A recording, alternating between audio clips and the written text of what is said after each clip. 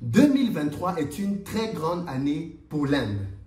L'Inde vient de dépasser l'Angleterre, son ancien pays colonisateur. L'Inde est désormais plus riche que l'Angleterre. L'Inde produit désormais beaucoup plus de richesses que son ancien pays colonisateur. Le Brésil est beaucoup plus riche que le Portugal, son ancien pays colonisateur. Qu'attendent les Africains? Qu'attendent les pays francophones pour eux aussi emboîter le pas à ces deux géants et faire la course avec la France? Pourquoi pas dans quelques années la dépasser?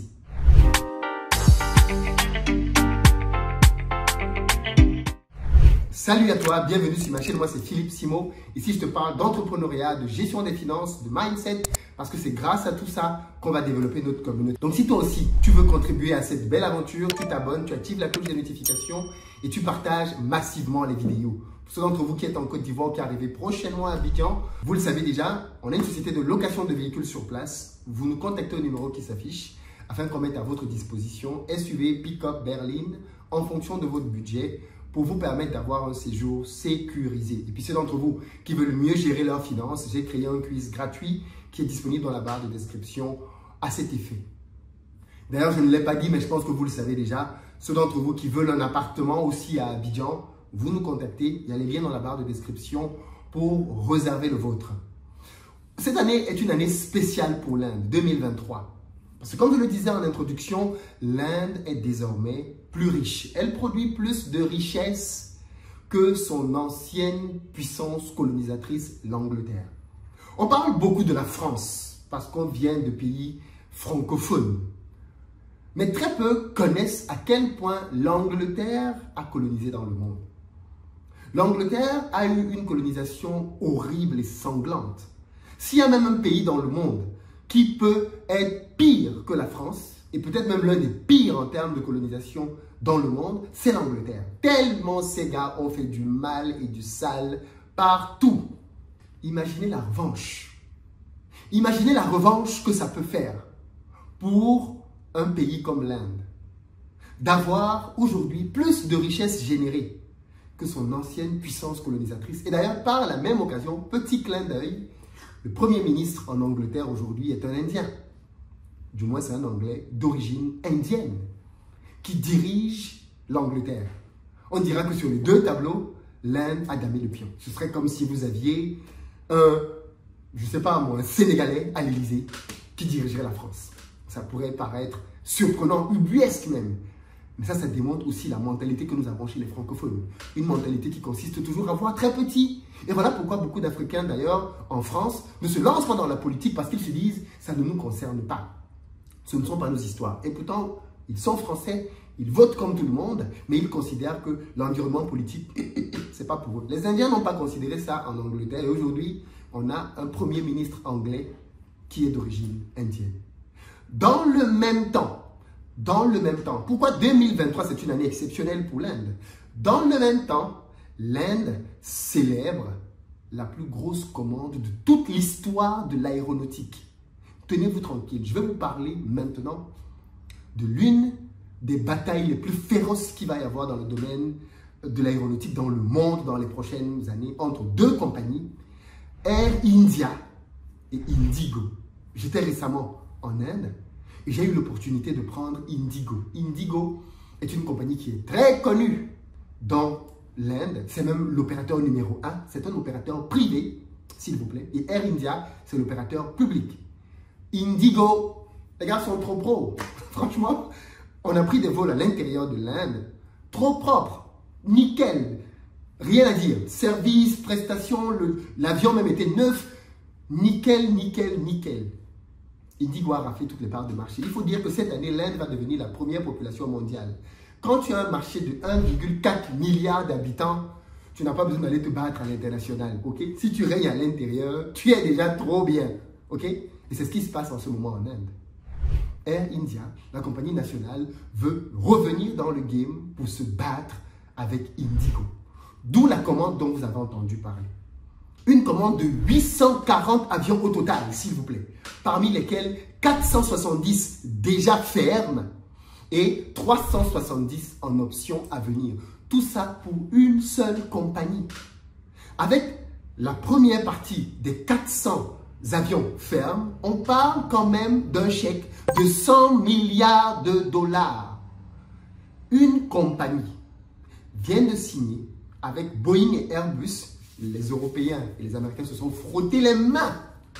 100 milliards de dollars pour desservir le marché indien, mais aussi combattre dans la sous-région, parce qu'on a maintenant des Emirates, des compagnies juste monstrueuses en Asie, et l'Inde a décidé qu'ils vont venir prendre leur part du gâteau. Et puis surtout, concurrencer toutes les compagnies qui ramènent la diaspora indienne au pays, parce que la diaspora indienne revient très souvent en Inde. Et donc, le projet de Air India, il est clair. Devenir une compagnie de référence pour la diaspora dans la sous-région et dans le pays. Et pour ça, 100 milliards de dollars pour acheter 470 avions avec 370 en option. Donc, un autre chèque qui va arriver dans quelques années. Pour que vous vous rendiez compte de la performance, revenons en Afrique et parlons de notre senior, Ethiopian Airlines. Ethiopian Airlines est de loin la meilleure compagnie africaine. D'ailleurs, c'est la seule compagnie africaine rentable. Toutes les autres compagnies africaines que vous connaissez, toutes sans exception, ne sont pas rentables. Ethiopian est la seule qui est rentable. Ethiopian possède, au moment où je parle, d'après les informations qui figurent sur son site, 141 avions. Et ils ont en commande en ce moment 37 avions. Ce qui va donc porter au total à 178 avions toute la flotte d'Ethiopian Airlines, numéro 1 africain. Et on vous dit que dans le même temps, une compagnie, une seule compagnie en Inde vient de passer 840 avions en commande. J'ai voulu vous donner cette métrique pour que vous réalisiez la performance que Air India vient de faire. En réalité, ce n'est rien d'autre que la plus grande commande de toute l'histoire de l'aéronautique, par un pays qui a été colonisé pendant très longtemps. Je précise ça parce que je sais qu'il y a des Africains qui sont tout le temps en train de dire « Oui, mais on a été colonisé, on a trop souffert, on a trop eu de problèmes, on ne nous aime pas, tout le monde nous veut du mal. » Il faut arrêter avec ça. Il faut arrêter avec ce discours aussi à un moment donné. C'est un fait de l'histoire. Dans le monde, il n'y a pas d'amis. Le monde est une jungle. Les plus forts mangent les plus faibles. C'est aux plus faibles de trouver les voies et moyens de se défendre. Et arrêtez de dire « Oh, mais le lion mange les autres animaux de la forêt. » Ben oui, il mange les autres, oui. Voilà, c'est comme ça que ça se passe. Tout à fait. Tout à fait. Et ce n'est pas le fait que les autres vont se réunir pour dire « Oh, le lion nous mange, franchement. » Le lion va arrêter de manger pour autant. Non, il va continuer parce que c'est dans sa nature. Et voilà donc le seul rapport que le monde comprend. Le rapport de force. L'Inde a inversé les cartes parce qu'ils sont devenus économiquement forts. Et à partir de là, ils ont obtenu le respect. Aujourd'hui, tout le monde va faire la cour à l'Inde. L'Angleterre compris. Tout le monde va faire la cour à l'Inde pour essayer de faire un peu de business avec l'Inde, pour essayer d'avoir un peu de marché en Inde. Parce qu'une telle commande, ce n'est pas en France qu'on va commander autant d'avions. Hein? Ce n'est pas l'Angleterre qui va commander autant d'avions. Ce n'est pas les États-Unis même qui vont commander autant d'avions. Non, c'est l'Inde. Mais revenons à la bataille Air India, Indigo. Juste après cette commande, Indigo a retorqué. Indigo a retorqué. Indigo a dit, nous venons de signer une alliance avec Turkish Airlines et dans les prochains mois, nous avons dans les pipes une commande de 500 avions. C'est-à-dire que la commande de 470 avions nous a peut-être impressionnés. Mais Indigo dit, non, les amis, ne vous inquiétez pas. Ici en Inde, nous sommes et nous demeurons leaders. Et pour asseoir ce leadership, nous allons commander 500 avions. Imaginez donc le marché indien. 1,3 milliard d'habitants. 1,3 milliard d'habitants, vous avez une compagnie qui commande 840 avions, une autre qui commande 500 avions, et ces deux compagnies ont déjà des centaines d'avions dans leur flotte. Qu'est-ce que ça nous fait comprendre? Ça nous fait comprendre qu'il y a énormément de place pour commander des avions en Afrique. Parce qu'en fait, la population indienne est plus petite que la population africaine. Et dans les prochaines années, la population africaine va doubler, donc elle va dépasser la population indienne de très loin. Aujourd'hui, ce n'est pas encore le cas, mais ça va être le cas prochainement. Vous voyez donc tout ce qu'on peut aller avoir comme avion sur le continent. Vous voyez comment est-ce qu'il y a un marché énormissime pour l'aérien en Afrique. J'ai voulu vous donner ces chiffres pour que les Africains que nous sommes arrêtions de fantasmer derrière l'Europe.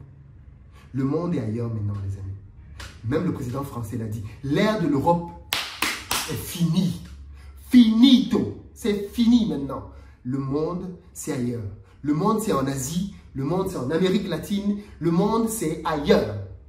Le centre du monde est en train de se déplacer. Et il est plus que temps que les Africains se mettent à la page pour apprendre des autres, afin qu'après l'Asie, le monde bascule vers l'Afrique. Mais ça ne se fera pas naturellement. Ça ne se fera pas tout seul. Ça ne se fera que parce que les Africains auront pris conscience, se seront mis en ordre de bataille et auront conquis les parts de marché qui s'imposent. Que vous inspire ce duel entre ces deux compagnies? Au final, c'est la population indienne qui profite. Ce sont les grandes nations qui fabriquent des avions qui profitent. Nous, on est des spectateurs, on observe. C'est un match de boxe entre John Jones et Francis Ngannou. Qui va gagner? Nous, on est des spectateurs, on observe. Voilà. J'espère qu'on deviendra des acteurs, nous aussi, que l'économie africaine va devenir suffisamment puissante pour imposer davantage de respect et venir se positionner pour ce genre de deal. Parce que nous en avons les moyens, nous aussi. Partagez la vidéo pour que les Africains arrêtent de simplement chanter et danser, mais que nous prenions conscience de l'urgence du temps dans lequel nous vivons, du siècle qui est le nôtre, et que nous nous mettions résolument au travail parce que c'est maintenant que les choses se passent. Très bientôt.